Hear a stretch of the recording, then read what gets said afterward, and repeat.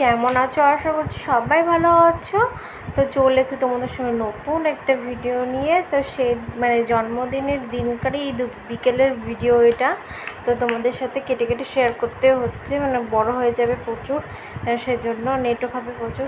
আর তখন বিকেলবেলায় যাচ্ছিলাম বোনকে নিয়ে আর মাকে নিয়ে শপিং করতে। তো বোনের কিছু জিনিস নেওয়া ছিল, সেজন্যই যাচ্ছিলাম। তো বোনকে বাজার করাতে গিয়ে নিজেই শপিং করে নিয়েছি। পাটা বার করে দেয় না, দেখো বসি নাও না তোমার মতো করে শুয়ে নিচ্ছে। ওই জন্য বাড়ি বাইরে বেড়ালে যেন গেলদি হয়ে যায়, ঘরে তো ঠিক থাকে। গেলদি গেলদি বাছু। সন্ধ্যাবেলা বাড়ি চলে যাচ্ছে, আর কিছু দেখানো হলো না।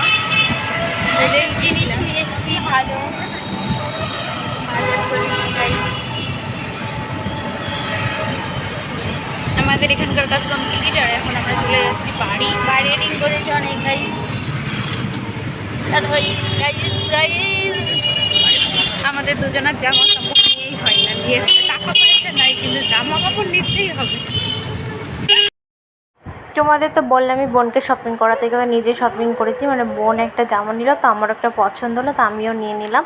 আর ওই জামাটা তোমাদেরকে পরে দেখাবো, এখন দেখাবো না। যখন পরবো তোমাদের, আমরা একটা জায়গায় ঘুরতে যাওয়ার কথা আছে মা বাবাকে নিয়ে, তো সেখানে পরে যাব, তো তোমাদের তখনই দেখাবো।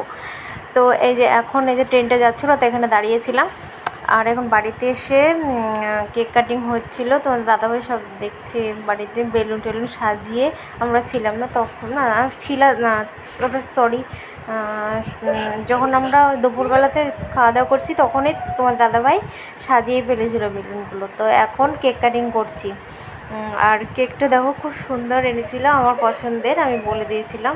আর পাপান তো ধরো ঠিকঠাক বসছিল না, দিয়ে ওকে একটু বসালাম, দিয়ে ওর বাবার করে থাকলো। দিয়ে আমি এবার একটু কেক কাটিং করলাম। ও কিছুতে বসছেও না, কিছু করছে না, দেখছো শুয়ে পড়ছে। ওকে যে বললাম যে একটু কেক কাটিং তুই কর, তা ও তো সেই শুয়েই পড়ছে বাবার কাছে, তো ও কিছু করলো না। তো আমি লাস্ট পর্যন্ত কেটে ফেললাম।